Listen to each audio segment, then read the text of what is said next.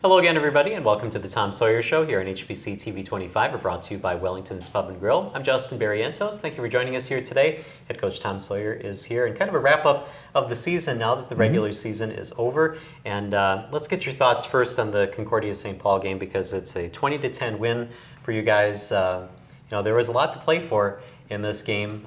Tell me your overall thoughts on the game. Yeah, I thought we actually handled the trip really well. When you get up at 5 o'clock in the morning and get started with a long day, even though it's an easy trip to Concordia, it makes for a tough football day, especially when you have a lot to play for. And I think our kids and coaches handled it well. We were excited to get going. They were excited to play. The weather cooperated with us. It was cool, but it was still nice out. So I think overall we played really well and got us in a position to get back to a postseason game. All right, let's talk about the offense. First of all, how do you think the offense played? I think okay for John Rumsa started his first game, and here's a guy who's been sitting there for 5 years, but it was still his first start. So there's still some first start mistakes in that game. We didn't have our running backs. As much as we normally do. Landon Jacobson got his start as well. Then he got hurt in the first quarter, so he went back out. So then it was down to Miguel Benjamin, who did a really nice job, and so did Johnny Chamberlain. But we handled it well with Chris Garrett, the number one defender in the league as far as sacks and those kind of things. We held him to no sacks. So I thought that was a nice job by our young offensive linemen and others that helped out with that. But Tyler Anderson was a nice target. He had a nice game. Tyler Knutson played well, and Jake Blue showed up again for us like always does. So I think offensively we still got a lot of nice things done, especially early in the game, and set the tempo for the game. Let's talk about, you mentioned the sacks and the fact that Concordia St. Paul had one of the top rushers in the league, and I think John Rumsa was sacked maybe twice. But that was the offensive line. It's a young offensive line. We've been talking about that all season, but to be able to put up that kind of performance against Concordia, you got to be proud of your O-line. Yeah, we started 2 sophomores and the rest freshmen, including our tight ends. And our running backs are kind of rookies as well as far as game experience. So to be able to do that, not only were they're the best in the league overall with the total number of sacks, but also Chris Garrett is just a different kind of player. In fact, he's got a national record for forced fumbles. So he's a viable opponent, and we did a really nice job with those young kids. And I thought that was something that they rose to the challenge. And it was a tough defensive line. Linebacker group wasn't as good as what we've seen maybe, but the defensive front is as good as we saw all year. All right, let's talk about the defense then. Your overall thoughts on the defensive play. Yeah, I thought really good. They came in. They do a lot of different things. They were a team that can score some points and really get yardage in big chunks. And I thought we did a nice job staying away from the home run with them. We corralled their quarterback. He got knocked out a couple times, but we put some pressure on him. We made a lot of hits on the quarterback, and I thought we tackled a lot better than we have maybe in some previous games. So overall, I thought we did a really nice job defensively and holding them down. Got back to the interceptions again, 2 interceptions in the game. Yeah, that a lot of that is what's happening up front. Those kids really did a nice job up front. Michael Gomez dominated again. Luke Lashinsky played well. Linebackers played well. Nick Pridgeon looked like the Nick Pridgeon that we always hope that he can be. And so that all of a sudden puts a lot of pressure on the quarterback. Pull the trigger a little bit quick, and the ball goes up a little bit. Cam Gavin's right there. In fact, we had another pick that we had to call back, but they played extremely well, and so I'm excited to watch our athletes show up on big balls that are flying around the air. All right, and then talk about the special teams play. Paul Ortiz had a couple of field goals in the game. You had a 20-6 lead at halftime thanks to those 2 field goals. Yeah, he's been playing outstanding. He's the number 1 guy in the league in my mind, and he's really done a nice job statistically as well. I did give him a 63-yard attempt. I was going to ask you about that. Yeah, and he missed it by about a foot. It was actually pretty close, and it was downwind, but everybody thought we were crazy, but not he and I. We both thought he could make it, and he was close. So it was really fun for him. He finished out the year great. From when he first got into where he is now, he's grown a lot with his maturity. And as a football player, asked a lot for him when he's punting and kicking and doing all the different things with that. And he handled it just well. So I'm really proud of his development. Yeah, I remember when he was in earlier this year on the show, and he said he wanted to get that try at the record because that's what he wanted to get before his season was over. So at least you gave him the chance. Yeah, absolutely. And the record's 59, and before the game he was making them from 65. So I knew that he had enough leg in him. We just had to get the right everything else has to go right too. And but guys protected it, and he had a shot, and that's all you can ask for. Now let's talk about the overall season. It's 8-3. I think it's the fourth straight season that you've had 8 wins. Your thoughts overall on the season? Pleased with what happened, especially with the start? We were kind of talking off camera, a 2-2 start, and then ended up 8-3. Yeah, the 2-2 start, but the two losses we had are both in the playoffs, and then our third loss, they're in the playoffs as well. So the three games that we lost are quality opponents. They're all 3 in the national tournament, and so I'm very pleased to get to 8 wins. It was a grind. It was tough. Our coaches did a great job.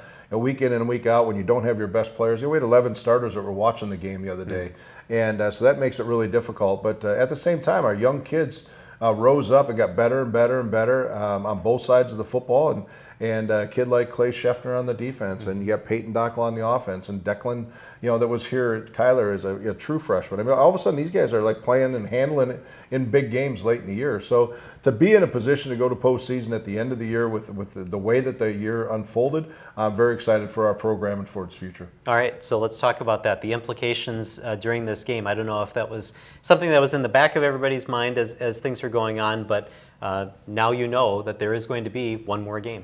Yeah, it's always the beginning of the year goal is to play 12 games, and you always hope it's in the playoffs, but if not, if you can get to a bowl bid, there's a lot of good things. And so going into that game, our players knew we had a chance, and we knew it was going to be kind of a long shot, but to win the game, we knew we could do that. And, they beat Sioux Falls earlier in the year, so we knew that this was a tough opponent, especially on the road and all those things. So to win the game and put us in position was something we've been talking about for really 5 or 6 of the last weeks, is like, just win the game and you got a chance. Win the game, you have a chance. And legitimately going in, we knew we had a chance for both the playoffs and the bowl game. And of course, we came out with a bowl game invite. So we're very excited about that, and it's well deserved by the kids who were on the field and the preparation from our coaches.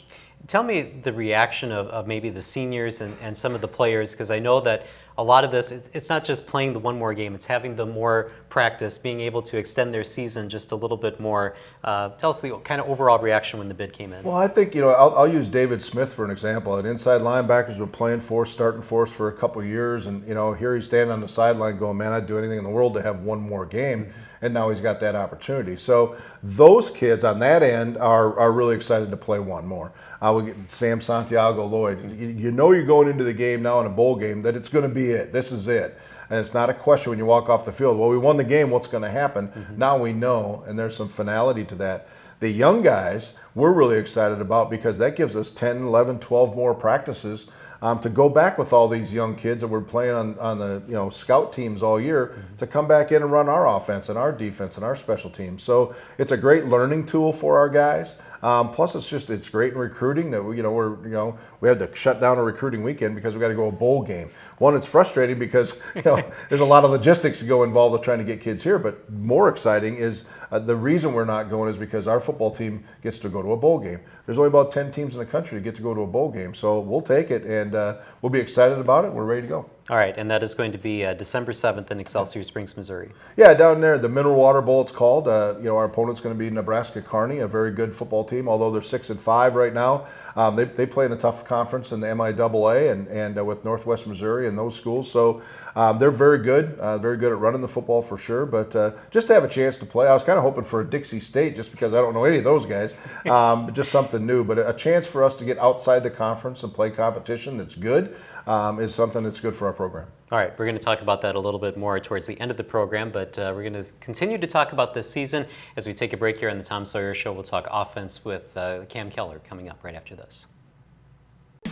With so many new items on the menu at Wellington's Pub and Grill, you're in for some tough decisions. 6 different salads, homemade soups, huge wraps, juicy steaks, the Wells' own smokehouse ribs, and as always, the best burgers in town.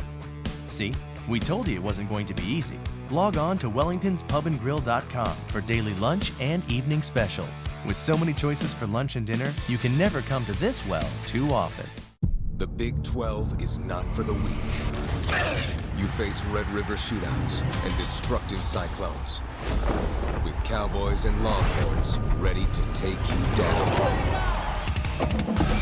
Every week, you fight or surrender. Win or lose, you do or you don't. There is no other choice. Big 12 football on FS1 or watch anywhere on the Fox Sports app. And welcome back to the Tom Sawyer Show here on HBC TV 25. We're brought to you by Wellington's Pub and Grill. Cam Keller joins us, offensive coordinator, co-head coach. Let's start out by just talking about how things went this season with the offense. I know you kind of faced a lot of adversity. Running back goes down, quarterback goes down towards the end of the season. How do you think the offense fared this year? Well, we talked about it last week as we were prepping for Concordia that we were going to be missing 6 starters. And, you lose your starting quarterback and you lose an all-conference running back in Javian Roebuck. And those are big shoes to fill. And then you throw in our left tackle, Carter Berlin. And then Sam goes down. And it was one of those situations where it really forced us in the middle of the season to kind of take a step back in how we were practicing, how we were game planning. I think some of the things we had done in the past of trying to push the ball down the field and be extremely explosive were causing some issues for our guys up front with protections. And we just didn't have some of the big play guys on the outside that we'd had in the past. And it really kind of forced us to focus on, really 3 big things. And it was moving the chains on third downs, scoring touchdowns in the red zone, and taking care of the football. And we really made a commitment to that the week of Moorhead. And even though the weather was bad, we were able to pull that out and then really focused on kind of changing the way we practice to focus more on those three aspects. And I think the product you saw the last 6 weeks was something that was pretty indicative of the things we had really consciously tried to change to try to get us in a better situation to win games. And I'm pretty pleased with the way that our young guys really bought into everything we were teaching them. I want to ask you about the red zone touchdowns because that's kind of a thing that Bob and I would talk about during games. What prompted the switch? Because earlier in the season you weren't having a lot of success with that, having to go for field goals and such, and then towards the middle of the season, end of the season, you got a lot better in that. Yeah, I think when you have a young offensive line and an experienced quarterback, one of the things you lean on when you get inside the 20 is the fact that we're going to be able to throw the football and kind of do some things because we have a really good feeling of what the defense is going to do. What we started to find was if we weren't making plays in the passing game, we couldn't lean on our run game as much as we wanted to. And we needed to focus more on being able to run the football, not only in the red zone, but on third and short. And in years past, we haven't been great on moving the chains on third and short, and which is probably why we weren't great at running the football inside the 5. And we made a conscious effort to change the way we were teaching our guys up front. And the next thing you know, even in a game like Mankato, we were 9 of 16 on third down. The one difference was we didn't punch it in when we had it inside the 5 because we made a couple mistakes up front in the run game. We knew if we could get that stuff cleaned up, we would have a really good chance of putting a lot of points on the board because our defense was putting us in great situations field position-wise. Owen was taking care of the football, and that was something that we wanted to be able to do was run the ball. And as soon as we made those corrections and got some things going, the product you saw was one that all of a sudden the points started climbing up, and that's something that we're going to continue to try to build on. I'm going to go back to that teaching component piece because a lot of people don't understand or know about a lot of that stuff. But why don't you just talk about what we try to do in the academic side of football that really changed our offensive total? I think sometimes people take for granted that football is just we're going to go right or we're going to go left. And one of the things with us being an offense that likes to throw the ball a lot, we get a lot of different looks from defenses. And when you have a young offensive line, you try to get as much in practice as you can. The problem you run into is we run 5 different schemes in our run game. We've got 5 different schemes in our pass protections. And so if you have a 30-play practice, they're each getting one of those schemes maybe once or twice. And so the ability to coach off that was really something that we had to address. We added another team period. We went to more of a concept-based focus for each one of those team periods. Instead of throwing one or two tight plays in each period, we said this first period is going to be inside zone and the play action off of it. Try to get them to think more conceptually about what we were doing. And I think what we started to see was some guys that were able to take the stuff that we were talking about in the classroom, take it out on the field, and then we'd come back in the classroom the next day and go over everything, and you have a period of 10 minutes where you have 12 plays of everything fits. And what we started to see was guys started to make the adjustments a lot quicker. they started to understand if we're trying to run power and we get 3 different looks, these are the 3 different ways we could fit it. And it was a new way of practicing for us. A lot less individual time, a lot more 11 on 11, but we were so young that we just needed to play football, and there wasn't a lot that we could gain by just going out and running 45 minutes of individual drills. So we tried to conceptualize things as much as we could, and I think the product we put out there the last 6 weeks is something I'm pretty pleased with. All right, last question here in this segment. We got about a minute left. Your outlook for next year as these young guys now have a year under their belts? Well, I think it's easy to see what the outlook looks like because they all played a significant amount. I mean, Declan Kyler started 6 football games as a true freshman. Sawyer Molly caught 2 touchdowns as a true freshman. These are the kids that are only going to get better with time. And you look at the majority of our offense coming back, they are sophomores or younger. Really there's only a couple seniors. One of them is Owen Burke. And then Sam and Javian will be seniors. But everybody else around them are sophomores or freshmen right now. So I think for the next few years, I feel really good about where we were at. We got to figure out how we can stay healthy, keep guys on the field. That's got to be something that's got to be a big point of emphasis this offseason, is continue to get guys in the best situations to be healthy. But I am as optimistic as I've been about the guys coming back, just because I don't feel like we really have any holes to fill. All we're going to do is try to go out and in the recruiting process build on what we have instead of try to patch things up. I'd say the future is really bright with us. All right, we appreciate the time and the wrap up with that. Thanks. We're going to talk defense when we come back with Matt Ulrich. That's right after this. You just don't screw up when it comes to people's lives. One simple, stupid mistake. It's very scary. It's putting your life at risk. Oh my God. What you don't know can hurt you. That looks very illegal. Mike Holmes and his son are on a mission to help homeowners make it right. Let's get to work. All new Wednesday night at 9, only on DIY Network. With so many new items on the menu at Wellington's Pub and Grill, you're in for some tough decisions. 6 different salads, homemade soups, huge wraps, juicy steaks, the Wells' own smokehouse ribs, and as always, the best burgers in town. See, we told you it wasn't going to be easy. Log on to wellingtonspubandgrill.com for daily lunch and evening specials. With so many choices for lunch and dinner, you can never come to this well too often. And welcome back to the Tom Sawyer Show here on HBC TV 25, brought to you by Wellington's Pub and Grill. Matt Ulrich is here, co-defensive coordinator. Thanks for being here today. All season long we're talking about the defense kind of rebounding from injuries and players missing some time. Players missed time again this year, but still very good defensive unit. Your overall thoughts on how the defense played this year? Yeah, I thought for the most part we did a really nice job. We had a lot coming back.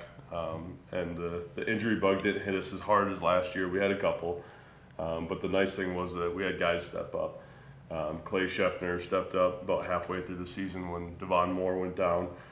We knew that he was going to be a really good player for us. We just didn't know it was going to have to happen that fast. But he really did a nice job for us. Joe Perhats was another first-year kid who ended up getting, I think, 3 interceptions and made a bunch of plays for us. Ended up being a starter for most of the season. Played really well. Luke Lashinsky was in his second year, but he played a much bigger role this year, and we had a lot of guys step up. So we just continue to do what we've always done. We like to bring a lot of pressure and kind of dictate the tempo of things and not sit back and let offenses execute their game plan. So we rely heavily on takeaways. We ended up giving up probably more yards than what we'd like throughout the season, but the combination of takeaways and we ended up playing pretty good red zone defense throughout the season helped us out quite a bit. So it's a testament of how tough our guys are mentally. If a team started moving the football, they didn't quit, they didn't give up. So that was a big thing that we talked about throughout the season. Okay. Matt, you look at some of the kids we have and statistically, you'd come back and we're like the 3rd best overall defense in the league with, Sioux Falls, who was number 1 in the league for a while, Augie and Mankato. and we're right there. But yet sometimes the numbers in the categories are skewed. But what makes us so good, especially when we get a little bit closer in the red zone for the Warrior defense?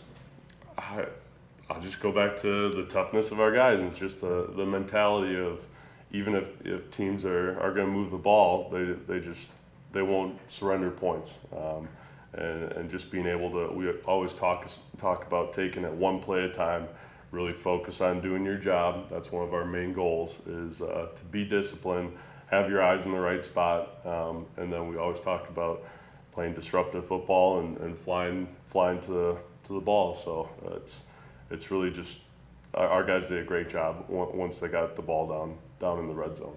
So Okay.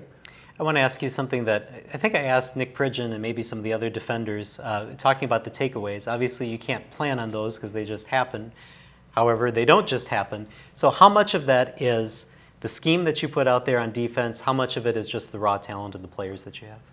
we're blessed to have some pretty talented players, but it's something that we talk about. We like it to be a big part of our culture, something that we drill quite a bit. We have a takeaway circuit a couple times throughout the week, just to get guys always thinking about. Even our Friday walkthrough, we have a takeaway circuit, even though there's not pads on, but it's something that those guys are always thinking about throughout the game. And we try to, from a fundamental standpoint, we try to do some things, we call them ball disruptions. So we'll tally on every Sunday how many ball disruptions we had throughout the football game, whether it's mirroring the throwing hand on when a quarterback's throwing up front for the D-line, or getting reroutes and some of our under coverage. I think all that stuff helps with the takeaways and getting all the interceptions. And we probably didn't get as many sacks as we would like throughout the season, but we sure hit the quarterback a lot. So that all that stuff really adds up. So. All right, last minute of the segment, your outlook for next season. Man, I feel like we've been saying this for a couple of years, but we got a lot coming back. I mean, it's going to be tough to replace Nick Pridgeon, but we got some pretty talented players behind him that have gotten experience. And Cole Moncton's a corner that's played a lot of football for us, but we've gotten some other kids some experience at that position this year too, when he went down with his broken hand. And Quentin Reed is kind of one of the other big ones of the starters that we're losing, but we feel like we've developed enough depth, and we still have a ton of really talented players. The Devon Moores, the Michael Gomez's, the Cole Liberties, Cam Gavins. We feel really good about the situation that we're going to be in going into next year. All right, we appreciate the time. Thanks for having me. Yeah. We're going to take a break here on the Tom Sawyer Show. When we come back, we'll talk about the Mineral Water Bowl coming up right after this. With so many new items on the menu at Wellington's Pub and Grill, you're in for some tough decisions. 6 different salads, homemade soups, huge wraps, juicy steaks, the Wells' own smokehouse ribs, and as always, the best burgers in town. See, we told you it wasn't going to be easy. Log on to wellingtonspubandgrill.com for daily lunch and evening specials. With so many choices for lunch and dinner, you can never come to this well too often. And welcome back to the Tom Sawyer Show, brought to you by Wellington's Pub and Grill here on HBC TV 25. All right, Coach, we talked about the Mineral Water Bowl will be coming up, and you get the bowl bid, the 4th one in Warrior history, 2-1 in this game.